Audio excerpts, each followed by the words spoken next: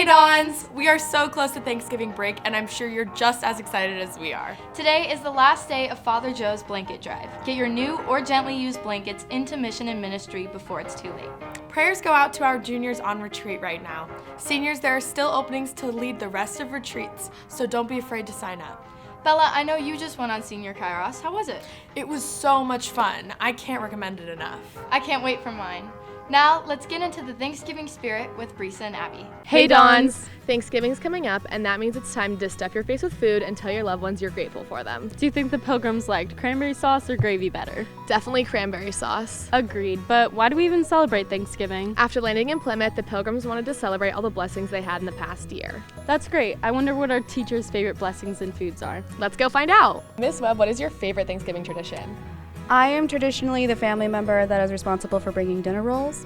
So I very much like not having to make anything and having everybody else feed me. We always watch Charlie Brown Thanksgiving special after dinner and take a nap.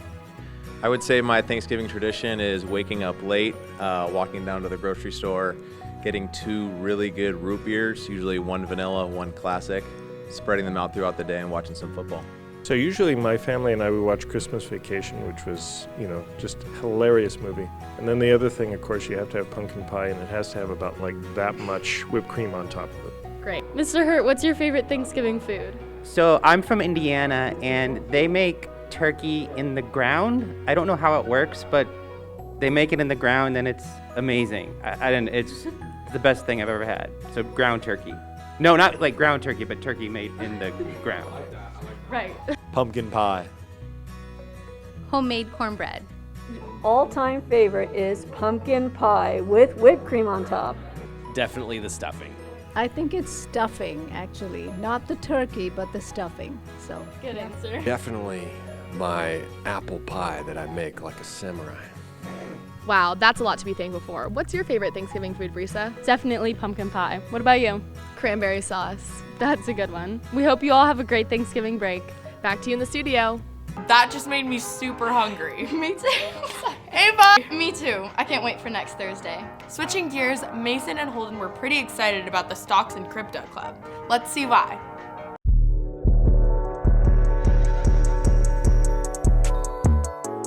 What's up, Dons? I'm Mason Thompson, and I'm here with the Crypto Club.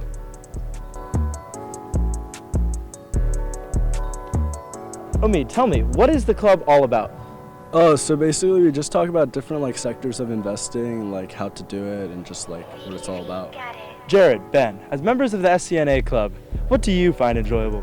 I find it enjoyable that we get to learn about stocks and NFTs and cryptos and how to make a lot of money. I agree with Jared. I think Omid really does a good job of making the club fun for all the people who are less experienced than we are in the crypto industry. And what are some NFTs, stock, cryptos, or ETFs that we should look out for? One of my favorite NFT projects that's on the upcoming is the We Come in Peace Alien project that you can find on OpenSea. I think it has a lot of potential to go to the moon. I think you guys should all look out for DraftKings, stocks on the rise. Yeah, Thompson coin on the come up. Now, back to Bella and Ava in the studio.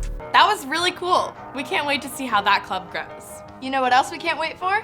Dance Team's Winter Concert! It's December 3rd, the first Friday back from break. Watch out for opening ticket sales. Let's go see what else is going on with Cathedral Sports.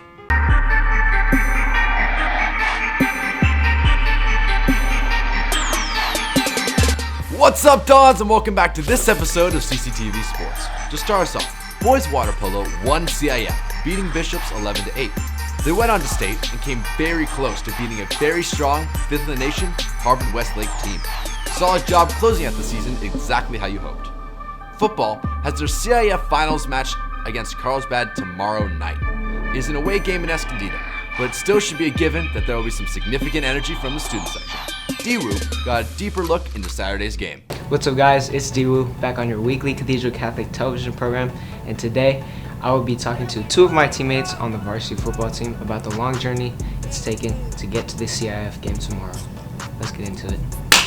So Charlie, last time we played Carlsbad, it was in 2019, and you were stepping up as a sophomore for an injured DJ Ralph. So how have you developed as a quarterback and a leader to lead the football team in a game to avenge the class of 2020 and beat Carlsbad? I was a sophomore, like you said. Back then I was pretty young. I was new into the program. Just the experience now and being able to play the next year and a half now kind of brought me into a better quarterback, and I've been able to develop. And now I'm ready. I'm ready to lead with my team, my boys, my seniors. We're ready to make this run. So Jackson, we made a group chat called State 2022 as freshmen, obviously with the goals in mind of going to state and winning a state championship.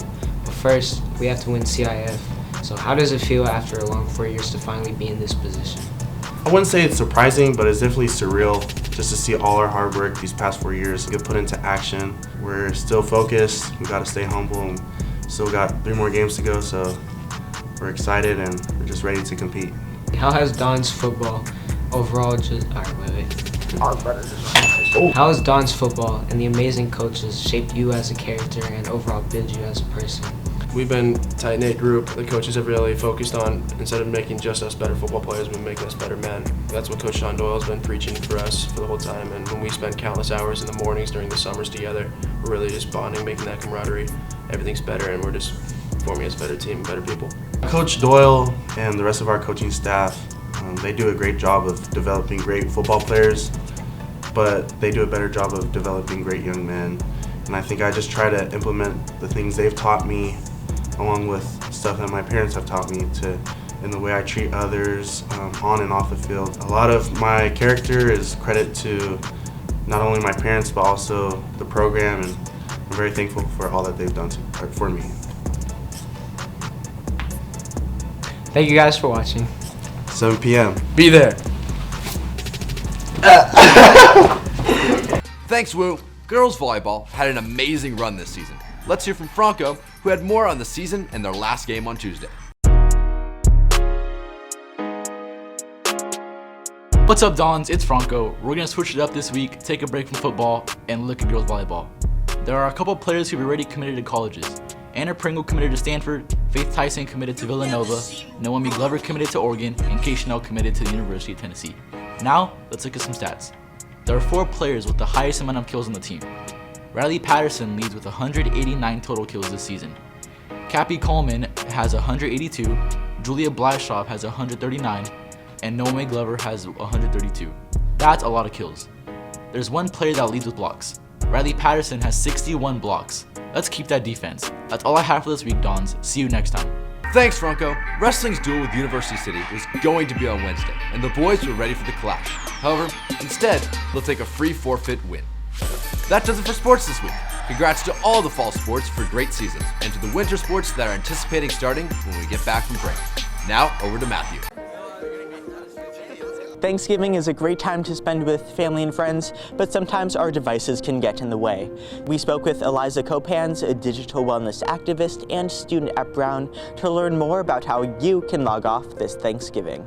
But when these sites are programmed and are designed to hook us in and keep us there, they end up hijacking our psychological systems. And then it's really difficult, especially as people whose brains are developing, to distance ourselves from these sites. But as for tips, the first thing to do is to try and distract yourself with other activities. Deleting your social apps temporarily is also a good way to make sure you aren't distracted. Delete the app for a little bit and take it off your phone, and then when you have that response to go and check Instagram, it's not an option. And instead you turn to your friends or your family or the outdoors or art or sports, and you find other ways as an outlet that actually ends up promoting your well-being instead of taking it away. She also says that not having social apps on your home screen, but instead on later pages or hidden altogether, is also helpful. Absolutely, because then when you open your phone, the first thing you see is not Instagram's colorful logo, but it's maps. And if you don't need maps, you don't have to click on maps. And finally, she says to be compassionate. I think it's really important to be compassionate with yourself, and that if you make a decision and you regret it, or you just spent 2 hours on TikTok when you really wanted to be outside, that's okay. And be compassionate and know that next time you get to make a different choice. Thanks to Eliza for giving us those tips. Social media is a great tool for connecting with others, but this Thanksgiving, just remember to take the time to log off and have face-to-face interactions as well. Thanks, Matthew. That was a really great package today of socials. Anyways, welcome back to Social. If you caught it, last week we asked you all what Franco's segment should be called. We got some interesting responses. Let's also check out our last part of our Thanksgiving IGTV. Why are you thankful for the students at Cathedral? Am I though? Let's see, if I had to come up with something, I would say they're just generally good, kind people that I think are going to make great leaders in the future. Can you tell me why you're thankful you became a teacher? Absolutely. I'm thankful for becoming a teacher because I get to hang out with all of you cool students all the time. Can you tell me someone you're thankful for? My students. And what's your favorite part about seeing your students every day? Well, they bring the joy every day. How wouldn't I be thankful for that? Don't forget to keep up with the Instagram. And a happy Thanksgiving from all of us on social too. Oh, Joey Cheek, Joey Cheek. I can't believe it. He must think I'm the most stupid person alive. Okay, Joey Cheek, I'll hold the ball and you kick it. Hold it? You're gonna pull it away, I'm gonna land flat on my back and hurt myself. But Joey Cheek, it's Thanksgiving. What's that got to do with anything? The biggest tradition of Thanksgiving is the football game, and that always starts off with the kick. Is that right? Absolutely, Joey Cheek. It's a great honor for you. Well, if it's that important, I should never turn down a big honor. I'm gonna kick that football to the moon.